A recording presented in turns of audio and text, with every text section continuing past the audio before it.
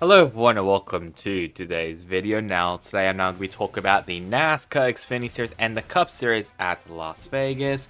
But before we get into that, let's first talk about next week's schedule race, which will be at Homestead Miami Speedway for Cup, Xfinity, and the Truck Series. So let's first start now with the Truck Series on Friday, October 25th. On 2:35 p.m. and 3:05 p.m. will be practice and qualifying for the Truck Series. It will not be on anywhere really. On Saturday, October 26th, on noon, will then be the Truck Series race for the running of the Baptist Health 200. That'll be on FS1, MRN, and SiriusXM. Then for the Xfinity Series, on Friday, October 25th at 4:05 and 4:40 p.m. Eastern Time, will be practice qualifying for the Xfinity Series. Both of them will be streaming on NBC Sports. And on Saturday, October 26th, will then 3:30 p.m. will then be the Xfinity Series race for the running of the Credit 1 NASCAR Amex Credit 300. That'll be on the CW Network, MRN, and SiriusXM. And then for the Cup Series on Saturday, October 26th at 9:05 a.m. and 9:50 in the morning will be practice qualifying for the Cup Series. Both of them will be streaming on NBC Sports, MRN, and SiriusXM.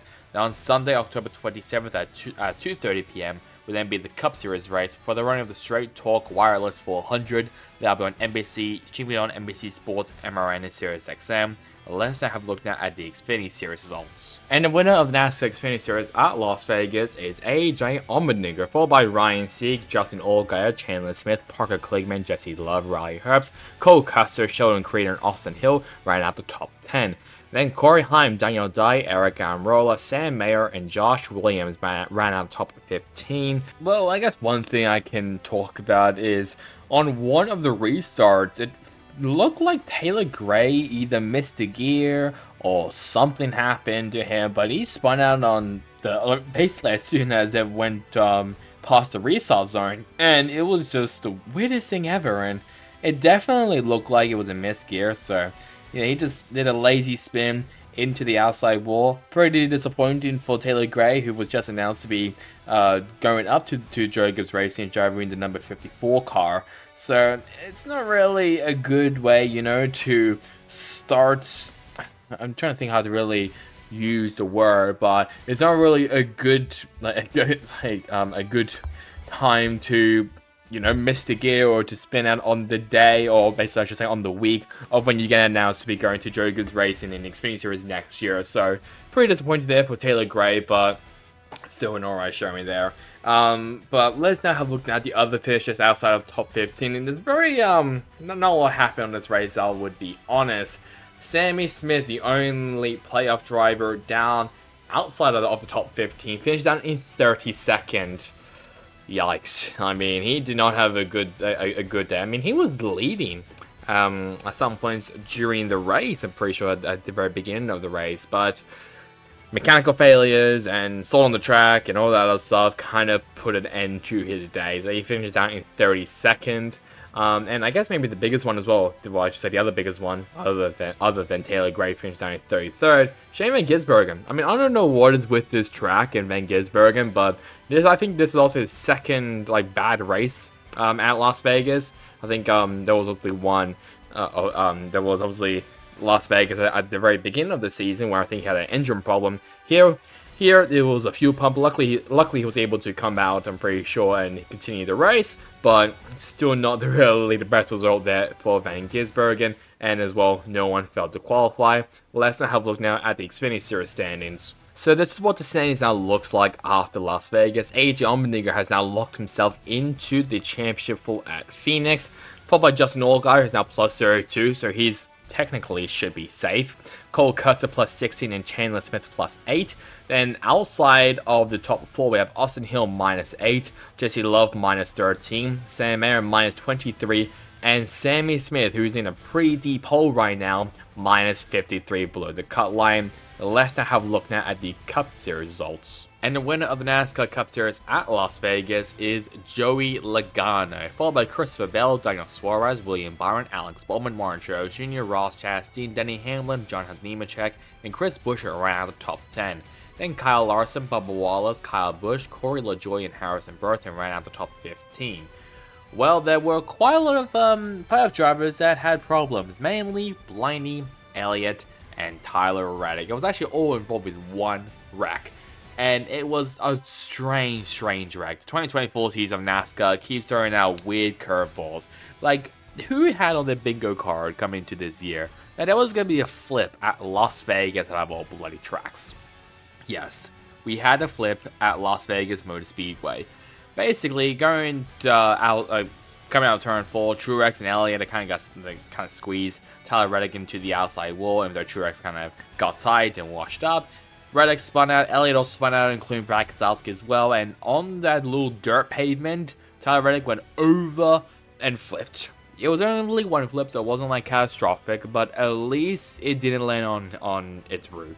He was able to drive back though into pit lane, but something that I don't think the broadcast even got was Brad Keselowski going up the racetrack and actually collected Ryan Blaney. I think only hit him in the right rear quarter panel, I believe. So yeah, it's unlucky there for Blaney, who I think even before the wreck was like deep in the field. So that kind of just rub salt into the wounds, I'll be honest, for his day. It was just not a good day to be a Ryan Blaney fan.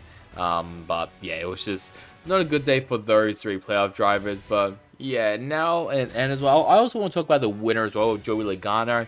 There has been a lot, I do mean a lot of people in the NASCAR community not so happy with the playoff system, and myself included as well. You shouldn't really have, like, you know, the playoff system where Joey Logano, who, if we didn't use the playoff system, he'll be in 15th in the regular season.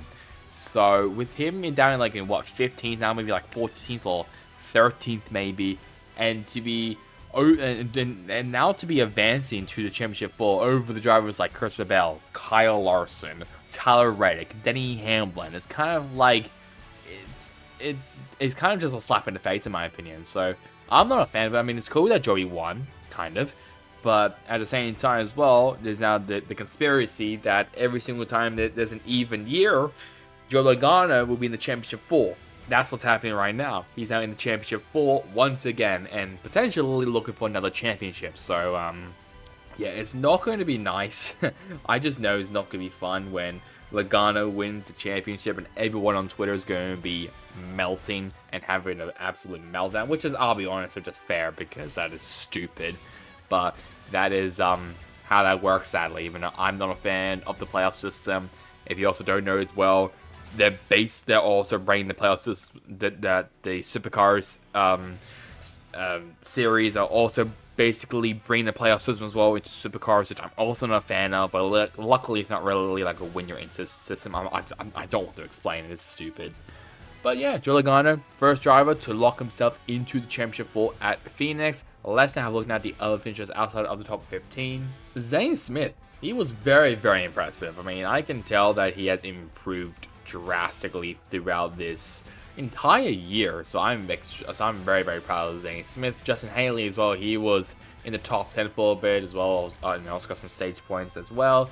I mean, Daniel Hemrick, he was being a bit of a terrorist, I'll be honest. He kind of dumped Austin Dillon, but to be fair, maybe he deserved it. I'm not too sure.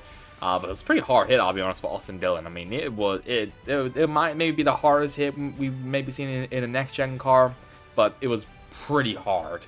Tyler Gibbs spun out pretty late into the race, which caused this whole chaos of fuel saving and stuff.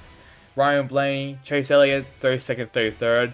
Tyler Reddick down in 35th. Austin Cindric as well was out because of the damaged vehicle policy. Brad Keselowski was also part of that wreck as well, with Reddick flipping. And down in last place was Austin Dillon, who basically got dumped by Daniel Hemrick. Let's now look at the Cup Series standings. So this is what the standings now looks like after Las Vegas. Joe Logano now plus 17. Yes, it says plus 17, but he is now locked into the Championship 4. Right behind him, Christopher Bell plus 42. He's practically safe. Kyle Larson, also pretty safe as well, plus 35. William Byron, a pretty good cushion as well, plus 27. Now, the drivers outside of the bubble. Denny Hamlin, minus 27. Tyler Reddick, minus 30. And the two drivers who are probably in must-win territory, Ryan Blaney, minus 47. And Chase Elliott, minus 53 after the first race in the round of 8. So just a reminder, the next week's schedule race will be at Homestead Miami Speedway for trucks, Xfinity, and the Cup Series. So now, guys, to comment, and subscribe, it would really help me, especially on this channel. Yeah, I don't think anyone really had Tyler Reddick or even anyone flipping Las Vegas, but I mean, this 2024 season has thrown too many curveballs on us. So that's really bad for me. Hope you guys enjoyed it. Catch you guys next time in the next one. Goodbye.